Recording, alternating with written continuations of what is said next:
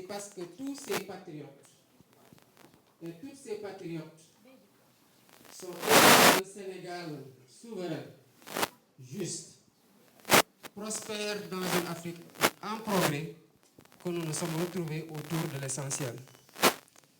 J'ai rappelé ce matin une discussion que j'ai eue avec le directeur de campagne, Moustapha Mamba Guirassy, que je félicite pour la coordination remarquable des activités de la coalition. Dans le cadre de la mise en place du directoire, je lui disais que quelles que soient les contingences et les divergences, élevons-nous tous au-dessus de ces contingences et de nos personnes, mais que le Sénégal soit toujours au-dessus de nous. Et c'est ce projet-là que nous faisons aujourd'hui. Je voudrais les féliciter pour leur engagement constant, leur résilience face à toute forme d'oppression, de diabolisation et de calomnie. Quand il fut peu évident, ils ont été sur les plateaux, ils ont marché, ils ont dénoncé. Et ils ont fait preuve de résilience, mais surtout d'intelligence pour que la coalition soit aujourd'hui ce qu'elle est, alors même que le candidat déclaré principalement leader, incontesté de l'opposition, et le candidat de substitution était en prison. Je voudrais aussi marquer toute ma compassion à tous ces leaders qui ont pris le temps qu'il fallait pour réfléchir à un programme alternatif aussi, comme nous l'avons fait de notre côté, qui ont sillonné le Sénégal en engageant leur temps, leur énergie et des moyens pour aller présenter leur projet de société aux Sénégalais pour une sanction électorale positive. Que ces leaders-là soient recalés, juste parce qu'au sein du Conseil constitutionnel, un informaticien en 3 clics a décidé que votre clé était inexploitable ou que des électeurs qu'on s'est régulièrement inscrits sur le fichier n'y étaient pas, c'est quelque chose de particulièrement écœurant. Et j'y reviendrai tout à l'heure. Nous devons tous nous dresser pour qu'on puisse dire au soir du 24 mars 2024, plus jamais ça au Sénégal. Monsieur le Président, vous avez tantôt évoqué des contacts. Je ne reviendrai pas sur tout ce que vous avez dit quant à l'importance et la nécessité dans le contexte. Mais je veux juste faire, si je peux les appeler comme ça, une révélation. C'est vrai que je suis peut-être moins taquin que vous, je suis un peu plus autarcique. Je suis quelqu'un de particulièrement raisonné, de particulièrement raisonnable, de particulièrement sensé, de particulièrement réfléchi.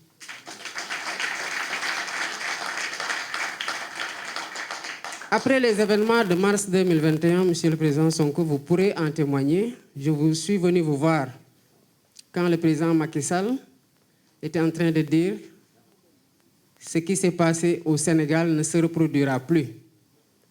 Et que les jeunes sur les réseaux sociaux lui disaient, si tu refais ce que tu as fait, on fera pire.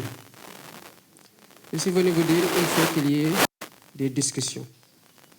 Vous m'avez dit, mais pourquoi? J'ai dit, parce qu'on ne peut pas continuer à nous regarder en chien de faïence entre Sénégalais et à nous menacer d'une deuxième confrontation. Vous avez aussi, en toute responsabilité, donné votre accord pour que je puisse prendre contact avec quelqu'un de la mouvance présidentielle qu'on pensait être un point d'entrée correct. Le temps qu'on obtienne les contacts et qu'on fixe un rendez-vous, le président Macky Sall, en plein Covid, a décidé d'aller à Kaffrine, répandant en plus le Covid-2, et à Matam, au Fouta, en bastonnant au passage des Sénégalais qui n'avaient le tort que de porter le bracelet, le brassard rouge, en continuant à menacer tout le monde de ses foudres, en continuant à s'armer, en continuant à recruter pour davantage mater. Le résultat, on le connaît. Nous avons considéré que pour discuter, il fallait discuter avec quelqu'un de particulièrement réfléchi, de particulièrement disposé pour pouvoir comprendre pourquoi on cherche à dépasser cette vague dangereuse-là qui allait nous mener forcément aux événements de juin 2023. Malheureusement, on a interrompu les contacts parce qu'il n'y avait pas la réceptivité affichée de l'autre côté. En 2023, j'ai personnellement, parce que j'étais en prison, vous étiez sous blocus. J'ai pris la responsabilité, je vous en ai informé par la suite, de contacter son fils après le discours du 3 juillet pour lui dire, à partir du moment où votre papa a décidé de ne plus aller aux élections, vous êtes la seule personne à pouvoir l'aider à sortir par ce qui reste de la grande porte. Tous ceux qui veulent être candidats aujourd'hui vont l'encourager à continuer la répression. Il s'en est rendu compte trop tard pour essayer de rétropédaler, appeler à l'apaisement, mais le mal était déjà fait. Les morts ne reviendront pas. Les amputés ne retrouveront ni leurs bras, ni leurs jambes. Les éborgnés ne retrouveront pas leurs yeux. Et on a toujours de cette répression aveugle. Je n'ai pas été écouté. Au contraire, qu'est-ce qu'on a dit? Ils auraient pu négocier quand ils étaient en mars 2021 parce qu'ils étaient en position de force. Mais qu'est-ce que vous avez fait en mars 2021 lors de votre discours du 8 mars? Vous avez dit que le président Macky Sall, il reste 2 ans. Et que ces 2 ans-là, encadrons-le, aidons-le à finir et qu'il transmette ce pays-là en paix pour qu'on continue à le travailler. Il y a eu autre chose qui a été dit, mais puisque nous sommes dans des moments dits de décrispation et qu'il n'est plus notre adversaire, je pense qu'on peut même ne pas aller dans ces relations-là. Juste pour dire à quel point moi je tiens à la concertation et au dialogue. Ça a été tout le temps la posture de Pastef, de continuer à les conditions de sa tenue obéissent à des règles et à une logique de sincérité qui vont aboutir à des conclusions qui seront convenues, consensuelles et appliquées par toutes les parties prenantes.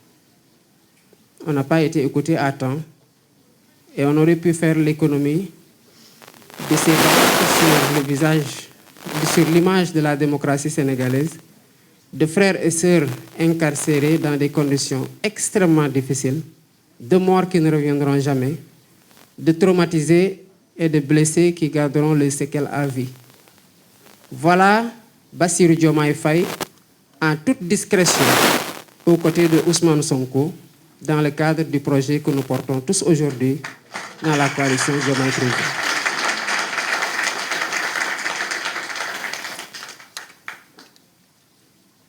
Et pourtant, j'ai fait ça après avoir refusé de prendre le bracelet en prison parce qu'on me l'a proposé. Après 2 mois d'incarcération, ils sont venus me dire, OK, on peut te dire à condition que tu prennes le bracelet. J'ai dit que je ne prendrai pas le bracelet. Pourquoi? Parce que je ne peux pas prendre le bracelet. Je n'ai rien fait. Quand vous aurez fini avec votre électoral, remettez-moi là au bureau à 22 d'arrestation illégale. Mais tout ça a été encadré par des gens à qui ne profitait pas notre candidat. Après ça en être pris au président Ousmane Sonko, ça en pris à moi. Même dans les chefs d'accusation de jonction de la procédure me concernant, il y a eu le vol de portable, alors que j'étais en prison.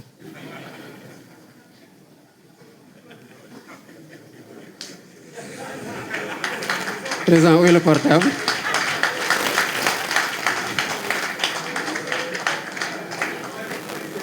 Pour dire à quel point il y a eu de l'acharnement pour que la candidature de Bassirou Diomaye Faye ne passe pas.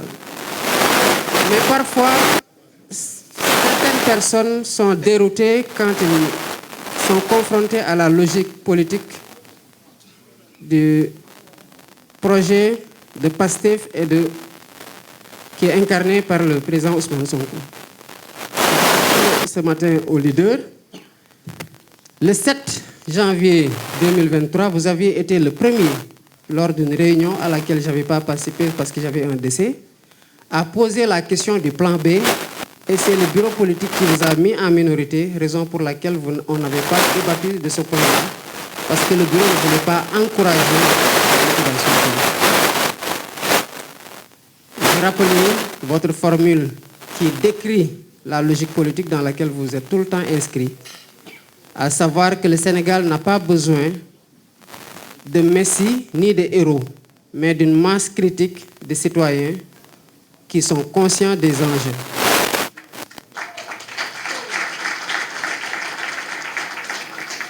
Et puisque vous êtes un Diola et qu'il y a toujours quelque chose qui reste, j'ai complété en disant que ces citoyens-là doivent avoir le courage d'agir pour faire changer les choses.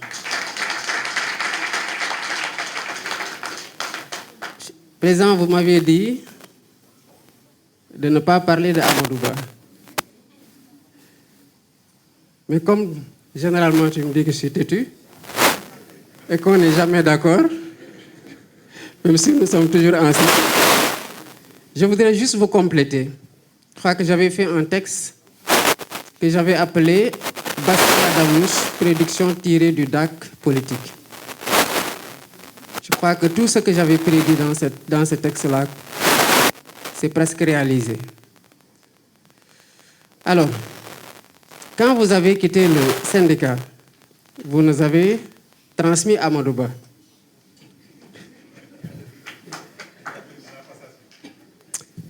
Et de la même façon que vous aviez été cette vigie-là pour réduire à sa plus simple expression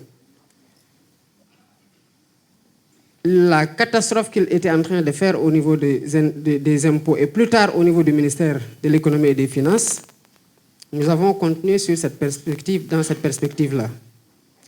Et en 2016, vous pourrez toujours vérifier ça, le syndicat autonome des agents des impôts et domaines dans lequel j'étais avec Biram Souley Diop, les Wali Diouf Bodian et Eliman Pouy et consorts, a organisé une conférence de presse pour dire « basta, ça suffit ».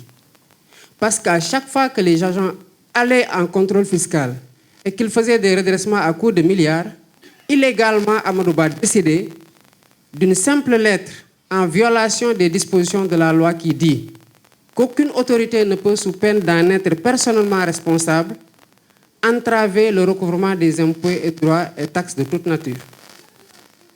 Mais il y a eu la première fois qu'il l'a fait, c'était dans un dossier de cimenterie.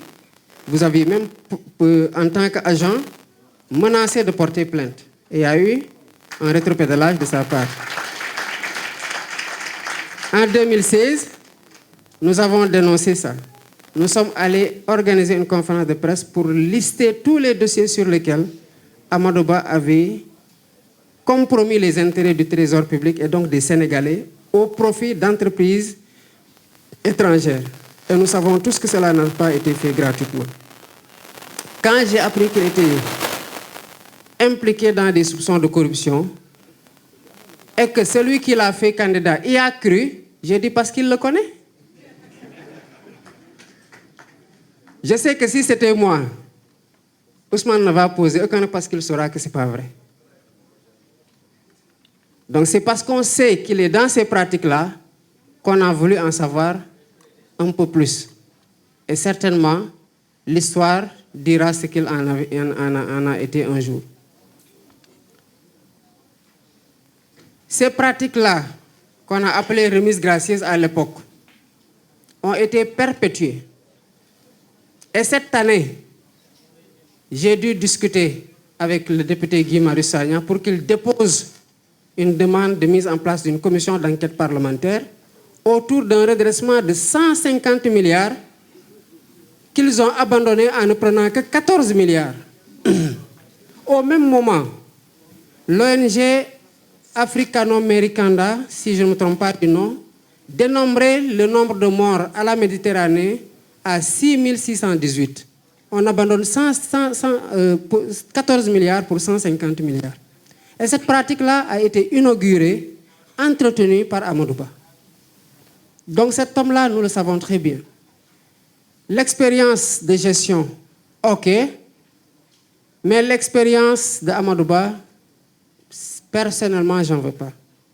Je ne veux pas d'une expérience de violation des lois, d'une expertise en coup bas, d'une expérience dans les malversations, les détournements.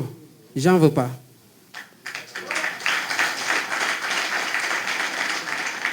J'ai décidé, pendant 15 ans que j'ai été aux impôts, d'être un fonctionnaire orthodoxe, vertueux, sérieux et compétent au service de mes collègues dans le cadre d'un engagement syndical où j'ai contribué grandement à améliorer les conditions de travail et de vie. Il y a encore plus grave le concernant. Quand vous nous avez légué le projet de réforme du système de rémunération aux impôts et qu'on a achevé la réforme et qu'il était question de transférer le projet au ministre du budget d'alors, Abdoulaye Daouda Diallo, qui avait dit, si vous entendez, si ça arrive ici, je vais signer. Amadouba n'était pas pour la réforme, mais il ne pouvait pas résister aux syndicats et à la demande interne de la DGID. Qu'est-ce qu'il a fait? On lui a mis la pression parce que le ministre nous avait dit, je n'ai pas reçu. On l'a interpellé, il a dit, j'ai transmis. Sous notre pression, vous savez ce qu'il a fait? Il a fait une fausse lettre de transmission antidatée, numérotée, signée de sa main pour nous la donner. Quand on a vu les chiffres, la numérotation par rapport à des lettres antérieures qu'on avait échangées et à la date, on a su que ce n'était pas vrai. Et demander aux agents des impôts et domaines à cette époque-là, à savoir en 2014, ils vous diront qu'on avait même attaqué ça dans l'intranet de la DGID. Il y a encore pire, mais je m'en arrête là. Le projet pour lequel vous avez fait le choix, qui entre en droite ligne de votre logique politique, vous n'avez jamais mis en avant votre propre personne. Au-delà de l'épisode du 7 janvier 2023, je me rappelle, quand on a reçu la JPS un jour et que les jeunes disaient que nous donnerions notre vie pour toi, vous lui avez dit non, personne ne doit mourir, parce que si même je n'étais pas là, vous devez être en mesure de continuer le projet. Et il y a eu chaque fois d'autres épisodes où vous avez mis le projet en avant, vous êtes mis en retrait pour montrer à tous ceux qui gravitaient autour de l'organisation que l'important, ce n'est pas la personne. Comme vous l'avez dit tout à l'heure, l'important, ce n'est pas vous. L'important, ce n'est pas moi. Et si ça ne tenait qu'à ça, ces braves hommes et femmes qui sont aujourd'hui regroupés autour de la coalition Diomaye n'auraient pas continué le formidable travail qu'ils ont fait pour maintenir le bateau à flot pendant que nous étions empêchés, pendant qu'on nous avait mis toutes les restrictions, à savoir même qu'on nous a interdit de téléphoner pour parler de politique, pour citer mon cas. Ce projet-là ne doit pas accepter qu'autour de certaines questions, qu'il y ait des tabous. On ne peut pas, 63 ans après, avoir la peur d'adresser des questions qui nous concernent et qui sont un pan important de notre souveraineté, à savoir la souveraineté monétaire. Il n'y a pas de souveraineté comme nous le voulons en réclamant ou en nous battant pour un Sénégal souverain, juste et prospère dans une Afrique de progrès s'il n'y a pas de souveraineté monétaire. Les gens qui sont choqués, il y a deux candidats principalement, et ils font les choquer non pas parce que la proposition les heurte sur le plan de la scientificité ou de la technicité, mais c'est parce qu'ils veulent rassurer leur maître. Et c'est ce que vous disiez tout à l'heure. Donc nous devons être en mesure aujourd'hui de chercher les voies et moyens dans le cadre de la CEDEAO ou de l'UEMOA, comme vous l'avez dit dans votre livre Vision, Solutions pour un Sénégal nouveau, qui sous-tendait aussi le projet. Mais aussi, quand on ne pourra pas convaincre nos partenaires d'aller dans le sens qui est le meilleur pour nous tous, on ne peut pas indéfiniment renoncer à acquérir ce pan extrêmement important de notre souveraineté et cet outil particulièrement intéressant sur le financement de notre économie. C'est pour ça que dans le siège de la proposition qui a été faite en 2019, on a repris cette proposition. Pour ce qui est de la vice-présidence, effectivement, vous l'avez rappelé, moi, c'est hier 14 mars que j'ai fait 11 mois jour pour jour à la prison en détention parce que j'ai été kidnappé à la sortie de mon bureau à 22h18, heure illégale d'arrestation. Le 14 avril 2023. Donc j'ai fait 11 mois jour pour jour. Et hier, 1 mois, 15 jours hier, ils sont venus me dire, bon, ok, maintenant on va réduire tes visites, mais tu ne pourras plus appeler pour parler de politique.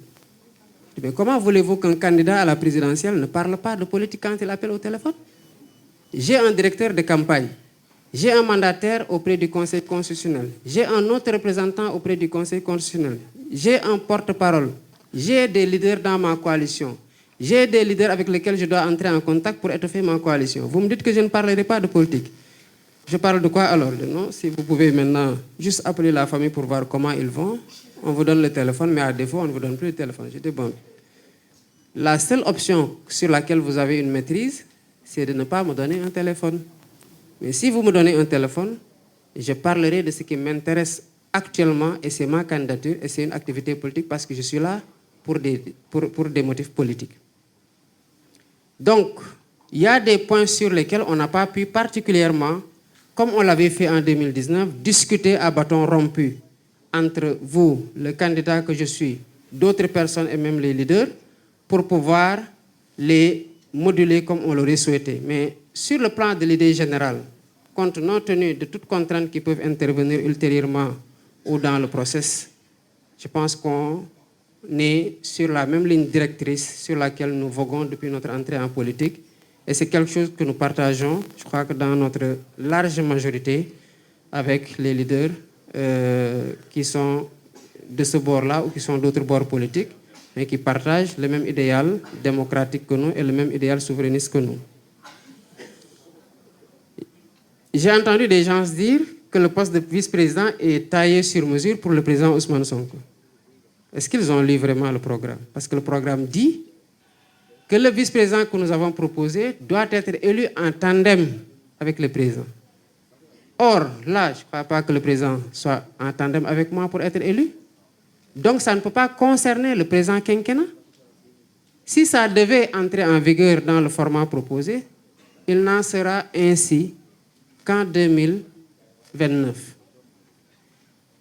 Et dans ce cas-là, il serait le fruit de larges concertations. Parce que moi, je crois au dialogue quand il est franc, sincère, et quand il a un objectif à partir duquel on veut tirer quelque chose de consensuel pour être dans une dynamique progressiste pour ce pays-là. Il n'y a aucun leader politique qui refuse ça. Mais ce qu'il y a à comprendre, et ça, on n'attendra pas 2029 pour le faire. Dans le diagnostic de tous nos programmes, et cela a été ressorti en 2013, où nous n'étions pas encore en politique.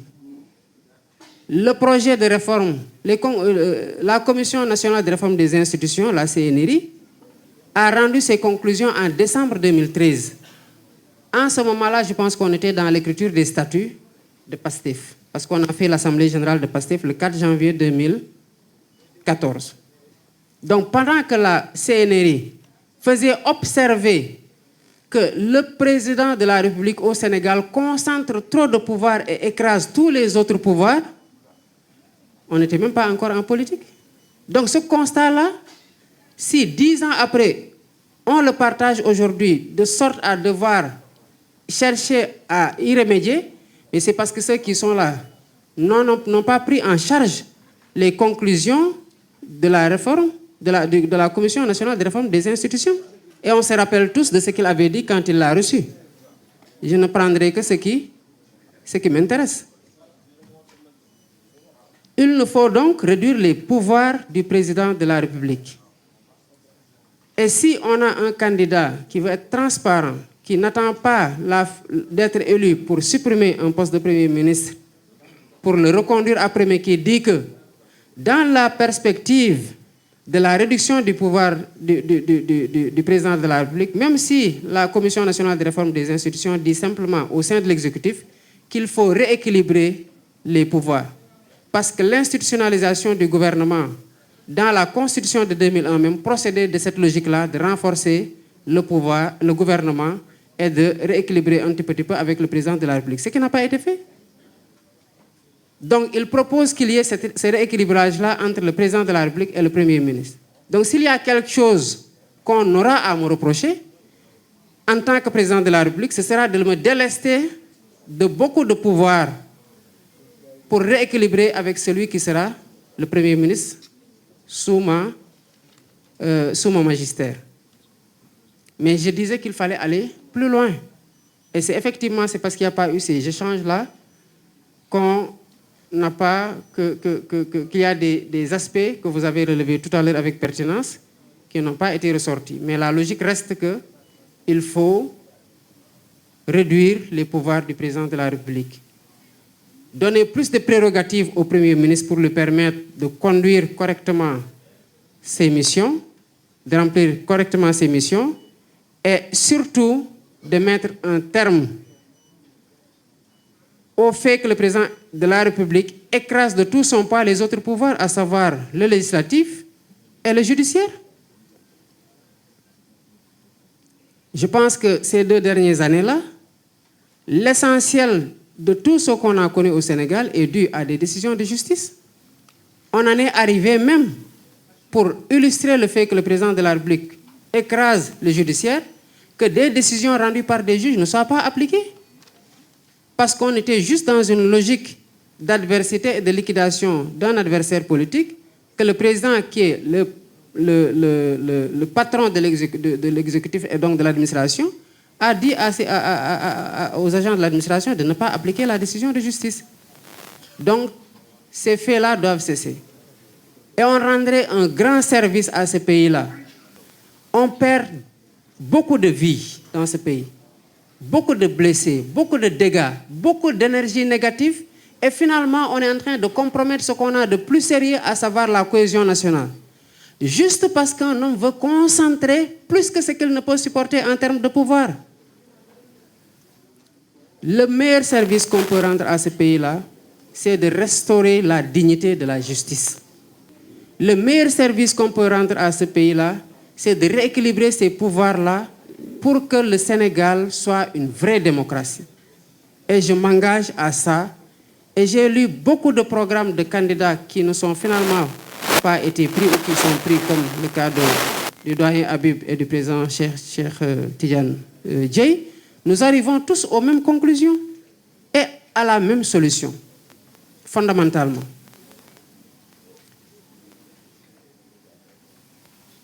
Les autres aspects, c'est aussi le foncier, où on a eu une commission nationale de réforme foncière, où les conclusions ne sont pas appliquées par un manque de courage politique. On oublie que les ressources ne sont pas simplement les ressources extractives ou minières, et que les ressources ne sont pas simplement les ressources financières qu'on peut tirer en levant des impôts.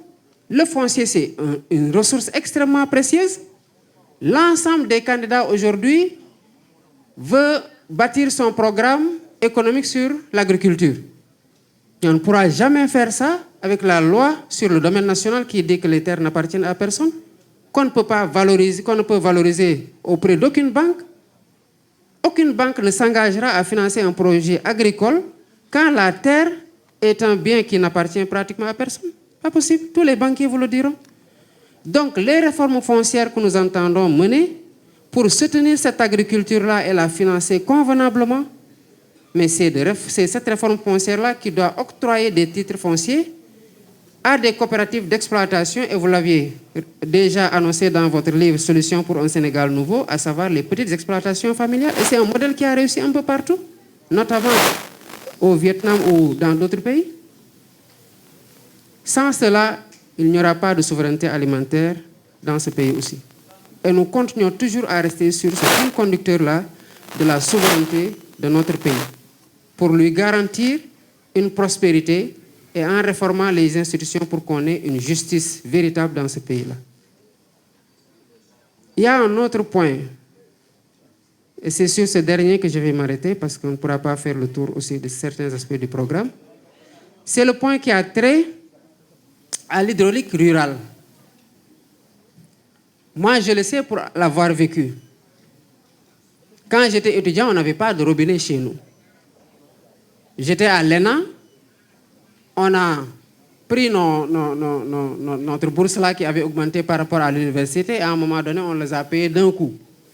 J'ai pris ça, je suis allé creuser pour avoir un robinet chez nous. Et à partir de ce robinet-là, d'autres ménages qui n'avaient même pas ces ressources-là se sont branchés. Ils ont eu accès à l'eau potable, qui leur évite énormément de maladies. Mais depuis qu'on a fait les délégations spéciales sous l'eau, moi, je paye plus d'eau dans la facture au village que ce que je paye à Dakar. Alors qu'il y a plus de ressources à Dakar que dans les villages là qui sont totalement paupérisés. Donc, il nous faut aussi revoir la gestion de l'hydraulique rurale parce que les ménages dans les milieux ruraux sont en train de souffrir terriblement. Je pense qu'il y a beaucoup d'aspects de notre programme que vous avez vu. Je sais que vous en êtes d'ardents défenseurs parce que de la prison, j'ai pu suivre vos débats. Pas plus tard qu'avant-hier, je suivais avec délectation Abdourahmane Diouf, le président Abdourahmane Diouf, plus El Malik Ndiaye. Et hier, avant de sortir, on avait déjà commencé à regarder notre doyenne Aïda Mbodj et le doyen Abibsi. Et je vois que partout, vous avez tous été d'excellents défenseurs de ce programme-là. Et cela atteste simplement d'un fait, pour conclure, c'est que nous tenons tous sur la même corde. C'est ce projet qui nous fédère tous et qui doit sortir le Sénégal de ce désespoir-là qui envoie ses enfants par milliers mourir dans les vagues de l'Atlantique. Je vous remercie.